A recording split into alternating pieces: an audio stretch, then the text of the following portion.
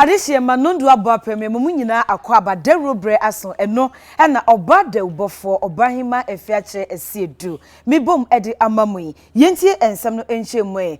nyina yenim se China mem coronavirus ayiniti ewo ho ama akra bi krahwe wo nkwa a egusu a etete se epebrem eja eno nam so ama omanfo nyina ani aba won so se saa na tie dia na eti time bomb so yema yeni na woni anya hwe yie se de bayi a so obi nkase ebi mra Ghana wo ebi ba ye betumi akrakwa ye ho eso na de enti ye betumi aba Ghana ne se Ghana dwadifo bebre na akwa China kofa nema ebi so fi China eba Ghana GALAMSEY ye kwaso bebre na nso heye China de hye na so wo mko no wo bade na chese ese wani nse ka kire kra enu nti no aso ye hwapom de ho nsem so e de aba se wo mayare sabia kese mienu Rich Hospital na TEMA General Hospital esi wo se enye centers se koba se coronavirus no ebi niti e wo memu a na chese wo hu centers akese mienu a wo de eko Rich Hospital na TEMA General Hospital na wo mu wie kwa na wo san de to so se ye kom mantam ahoro e wo memu no so a e wo sa pomudin panyufo ebo modin a eyi centers ACC wo na se ekoba se ebi niti a animanimu na wo hu ba bia obebo so e de akwa akopiem. Director of the Public Health ano ewo Ghana Health Service hey Dr. Bedusa Akodie na de wo kanyina ene se Ghana de suafo a wo musua de ewo China no omanfo bi kan yem omomra aban kofa wo mo yem omra no se yem omomra he no kre wo mo ye Ghana fo eno wo mo ya de suafo mo gentete ewo China no kre kuntuhwe ya ninjia na ekro enso wo ntwen enkanka wo mo WUHAN province babia coronavirus no ayiniti no ye mo ntwen kakra na yenye wo mu nhwehwemu ehu se wo mu bia enyenya bi akire yemfo mo fa immigration mu na bambofo enhwehwe mu nyima bibia enkoyie na se yehu se ampa wo mu nyenya bia na wo mo bambo ho nsem na esipisita na afa de ebe mo maba na o matimi aba na anya ne saade a yentwen ema wo mo wo ho kakra ni ensho mo kakra ntoto eniema yie eno ansa na ebe mo maba ya mo maba na anya sa na weti sam ye dimnika ai o mo ye China fo na o musua de enso Ghana de hye na eni wo mo enti ye mo mra na se BBC a wo se oman no be kura hwehwe enti me empentem entutu nkra ne munum ho a yenya abote kakra ne yenya ntoto ye kama na echire ese fatase ye mo ba yankase ya de hye ne wo mo ne ahwe atumi amom aba. Enkoko District Police Command ababeto dwase wo machi nipa baako na enche adechinsume dwumadie so ebo mamane efi ho se obi a wakọ ne krachi ne akọpe ne krabre no nipa bi akotu amu no e de abesi ahimfi aboboa no adan a mansun bi enti wo mpene so se abusua no ebesie wo mo de hye e wo ho eyan ntie se aprosifo aso nipa baako mo enti ye kona Michael Akofi e de nchemu no amaye obafo akọ abawo Yeah, Buru mini aba. Yentiewe. Yes, Nana Kwaku Ampedua when Fishia Ediasa Enkuno, or no Kwawu Arinade and na owo. Tabra Mino Eka say no post for a way PM and Temanti to Coco and Importem Sonimu. Na Nina and say Nansan and ne na Ochevi no Okudinyam Nasemo a camphor for Bihu. Na post for say and somebody see what Anina the Omkutu, or baby or calling somebody Mame adwa enchua emu efi eye eseye ebejesi ahimfie nanim no oka omanfo ho ene kwaye saade na nuti posifo ehwehwe na so de ho akohinta baabi wanwena de krom ha na wiase musu dwane nyame a wo hye na sen ena sebe ubu kotokwasa na nyankopon ehwe wachi enunti posifo bom homodin ma omanfo bi yo masoche se opani odi edom anim kwaye sa nyam na asem no ohye hanom enti posifo ko ho no intempa omusa akoso nimu na wabra UTV ye ni DSP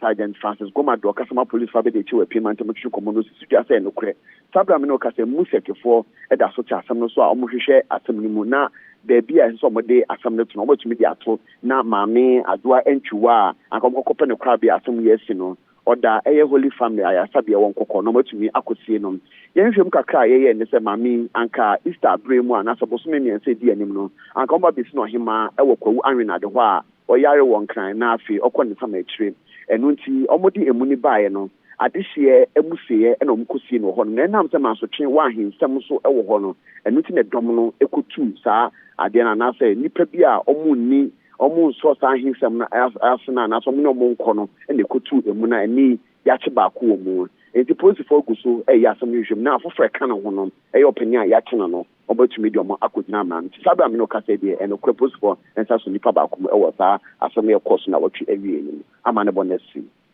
ya mani bofo Michael AKROFI ye bema mo ene adwuma yentoa ensem no eso 2019-2020 na mpanyimfo o modede senior high schools ahora no he wo mem e hwe kwan se ken ya sha afinase no sika wo se ye de mba na wo mutumi de no anuane he ma nkoda ne di no ya aban bema na ye wa na wo nsa aka na nka mo de ahwe nkoda yi afedi sika beba January 1 aba bepem ene 28 mpanyimfo o modede senior high schools ano Ghana ha se sika nka wasa aban ma omusa kan sika no emai enti enuane omo no ma nkoda ni de enuane ni nyina asa ama wom ho eche omo pa na sika nso so ensan eni ho na headmistress bi kra de na sama wo kan so no ankasa ni botom he na chese wode no anuane he ma nkrofo ma edi fiti na wo twetwe omo no eba he de bepem ene ofofo se hwe na me de first year school fo he second year green fo yi ene SHSS form wo enfie miensa so wo mu nyina abeguo ebepem ne aban fateku anase sempoampo anadama emai amaye ho kire ye papa yenye nuane emma wo mu eni na we na education ministry nso ba abonte beka se January busumi de nanka ne de toso enwotwe aban behwe ne sika bia wo so ode kono wo ma wo mu nsa aka enwotwe no ene ye 28 na chese adefo aduo no abeka ho a seku anasa sempo akra enkoe enti ama headmistress ne headmaster sa wo mu de senior high schools ahoro no e wo mem no wo mo brepa eno na conference of heads of assisted secondary schools chas empanyifo aba abonte abaka sa aban se onim se ye mfa nutuhunu nhyen aban se nkoda beba beguo pa ne nya aduane mo mu nie ne nya sika nto bi nso de ne eden ene anhwa a ye betutu school no mu momu ama omu nyina akotena fie ne ehu se wo mu mie school esen so mbeba ne nya sika ne nya nuane nso ema wo mu enie ne nyina emu no Ghana Education Service mpanyifo so mo pachew chance fo nya abotre na January bosume ne da etwato eye efia da edi yanimia wo behwe ama sika biara wo se ye cheche ko senior high schools no wo ma hwe aye ase de beya enkoda eye nkrofo mba no o mbetumi enya enuane edi ama wo mo edie Forestry Commission wo mo hwe ye kwa ebrentuo na afi emu niema ene oboade ne pa etwe ho hia nyina eso na Forestry Commission se empanyimfo bi ne omu di agro om ne omu di no mka so mani jiwa na omu boa wo se enipa bia ye omu mpanyimfo wo mamu wo mu hintadua na chi na de omu pe ne wo mu eya emra entimi nso omu so omu ye sunsumo se sunsumu wiase na omu di omu dwumo senso ni papa na omu boa pa hintadua na chi edi nsemone dia na ebro wo mu so Forestry Commission so omu abode wura ye bia ma GALAMSEY ano abrase no na empanyimfo bi eta echire entu be kona gala na mrante apuyetu agu baabi yetu gala omu se dade se kwa ebrentu twetwa nnua ne ade aden ya empanyimfo bi boye nchidom ye boss se ye ntu gala ye de ye boss ne boye ho ban yo wo so be kombe na asojafo bi bo wo mom tu GALAMSEY fo ho ban na prosifo bi bo wo mom tu GALAMSEY fo ho ban enti ama wo mo Forestry Commission fo no wo madwuma ye ya enti kwa bentu obi ti se be kwa forest reserve wo Amanse Central Mansin wo Asantamente wo se pani kohwa de wo mani abra ko bo ho ban na mpanyifo bi pia GALAMSEY fo no yom yeduo muntu enti ano nko a na ekoso ama wo mo ebre wo ndane da adwumadi emo enti ni nyina mu no Forestry Commission si nyamie ni mie mpanyimfo mo taye kira asa adwumadi ekoso no wo kase wo mbodwo so a na wo mo eboa ebeyi a wonchu won ho emfi ho na wo ma wo mo Forestry Commission kwan na adwumadi a esi wani so no wonhwe na wo mo ntumi enye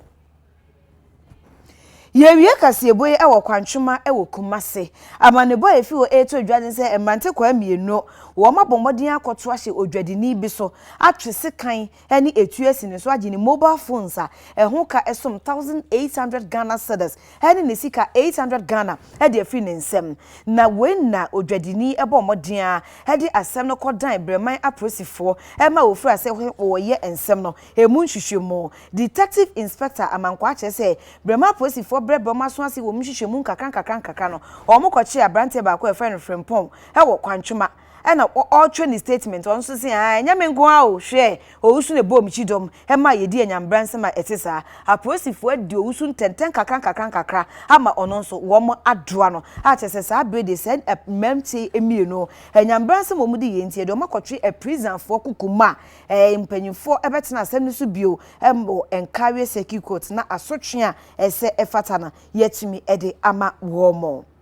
na coronavirus ya eyiniti e wo China na nke enimsi ese onipa be se de otwe ba ko bi e na afemahwe wo mo enkwa wonim adechi adesan kwa e na ekoso se wo sei enipa afemahwe wo mo nkwa no edu oha eni ensia na chese eni soso pa ekoso 106 e na wo fam etina nanom e wo ensie do e na adechi adesan nipa dodo a yese wo nim so manya bie no kwa e na ekoso se ye num ade be chi na kodudu na dudu num chese bobo ho saa ena kwa ena ekonanim empanyimfo sese kura de ama China fo no omatoba ha enti si obi tu kwan ba ho anase nkobi ba ne nyina omodi nhihye egu akwam se de be ya omoma bi ntu kwan ena kampese bi nso aba bebrem enkanka ene om kropon ba ko efren WUHAN ba bia agentre ha na tra na echeche no empanyimfo ni abra omuguso a etoto enema nyina eyie nom se Beijing kra de opanyi ba ko wafamati nananom e wonse de no wadi mfinhia aduonom 50 years a chese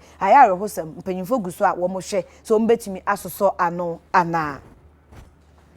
adehye ma ha na bre ema kwan ma derura ye bom anope ede ma mo no bidi ni nyina esi obada ubofo eye me obahima Afia Akyere Asiedu no miensa ebopema eya yihia